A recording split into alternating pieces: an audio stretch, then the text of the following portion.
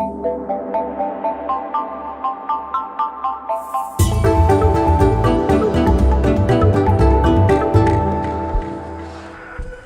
of the most interesting sights I've ever come across in Southeast Asia, let alone Vietnam, is Ho Quyen, or the Tiger-Elephant Fight Arena in the former imperial capital of Hue. It's not on the same grand scale as Rome's Coliseum, but it's an unusual and rare peek into a time in Southeast Asia when fights staged between tigers and elephants took place. Only 3 kilometers outside of Hue, it was built in 1830 by the emperor at the time, Minh Manh. Research of this site revealed it was crumbling and falling apart, but I was surprised that it was in better shape than I thought, considering there had been little to no upkeep of the arena since the last fight took place here in 1904.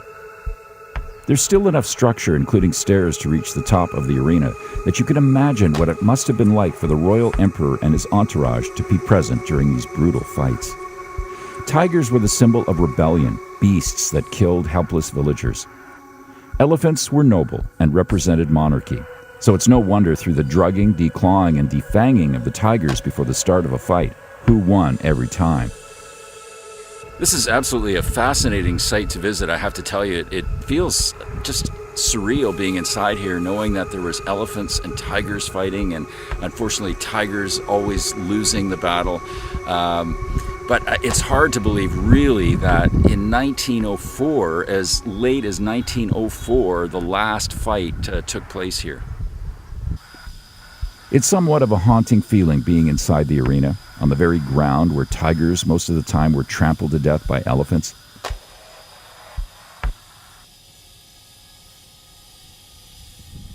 If it looked like an elephant was losing a fight, another would be sent in to help finish the job, all in the preservation of the pride of the monarchy.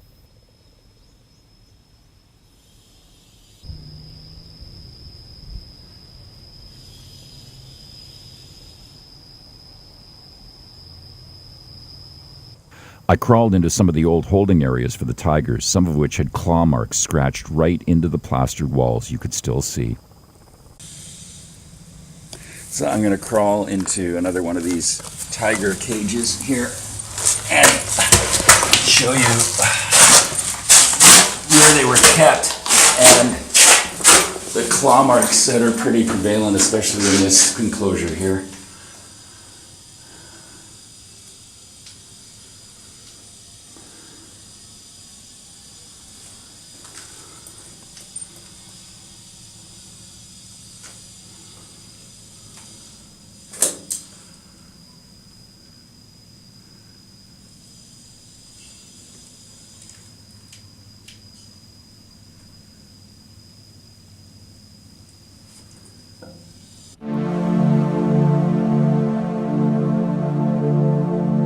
A few kilometers in the other direction, outside of the main town of Hue, is a traditional Vietnamese countryside location complete with rice paddies, quiet roads, and a beautiful Japanese-style covered bridge with a wonderful history.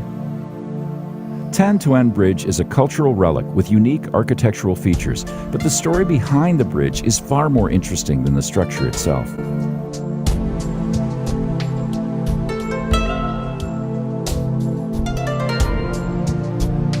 Tran Thi Dao, the childless wife of a high-ranking mandarin or official in Hien Tong's court in the 1700s, had the bridge constructed to help the local people communicate and travel outside of the village. When the emperor heard of her kind deed, he freed the village of taxes as a reminder of her generosity.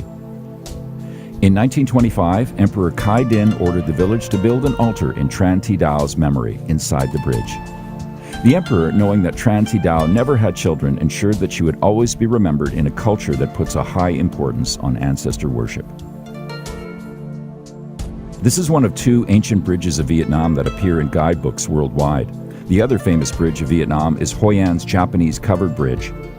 That bridge was in fact built by Japanese immigrants in Ho Quyen, but the Thanh Toan Bridge is a Vietnamese bridge with similar features to the Japanese covered bridges at the time, with a decorative tile roof and platforms inside to lean against. This is a lovely setting, and the bridge is a great reason to leave the busier surroundings of Hue, making it a great afternoon getaway from the town.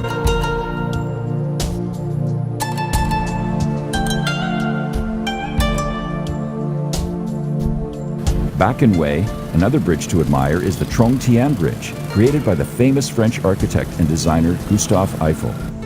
Completed in 1899, its setting over the Perfume River is atmospheric, even rising to romantic in stature. It's had many ups and downs, weathering historic storms and 2 wars. Its latest renovation took 5 years, from 1991 to 95, and in 2002, a lighting system was added. Today, the bridge is mostly used for motorbikes and pedestrians and admired by all, especially in the evening with its colorful light display.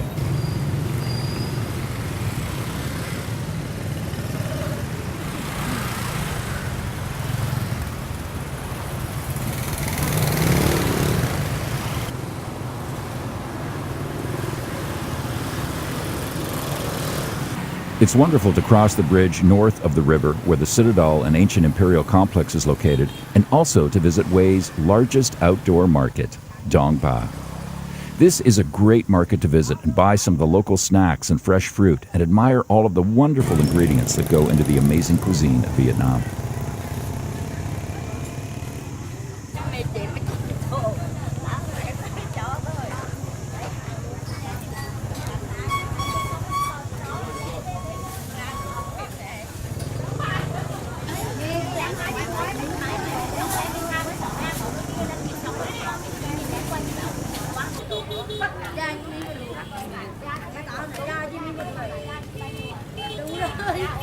These are all interesting and highly recommended places and sites to experience, but the real reason most people visit Hue is to see the Imperial City, where Nguyen emperors ruled from 1802 to 1945.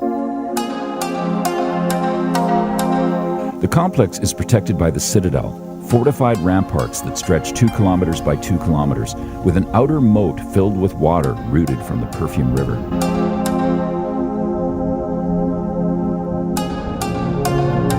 Within the Citadel is the Imperial City.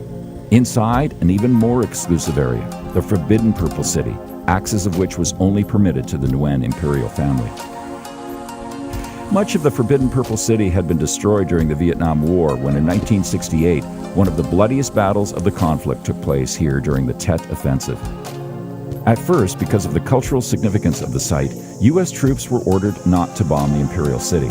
But as fighting grew more intense, those restrictions were lifted. Out of the 160 original buildings, only 10 remain as a result of the battle.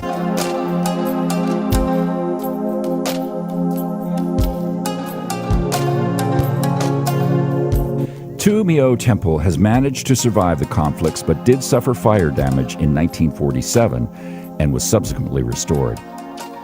Mieu means Temple of Generations, and it's here where the altars of Nguyen emperors are worshipped. Directly across from the temple, in front of the Hien Lam Pavilion, sits the 9 dynastic urns, dedicated to the Nguyen emperors. The urns are works of art, with depictions of stars, oceans, rivers, mountains, and other images.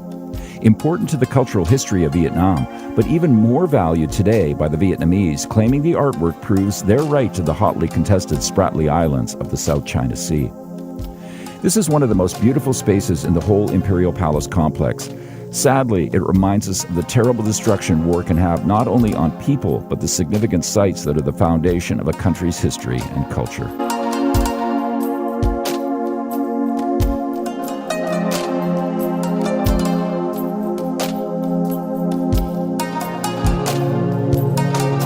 As Hui's important cultural sites are spread out over a large area, leave a few days on your itinerary to visit the former imperial capital.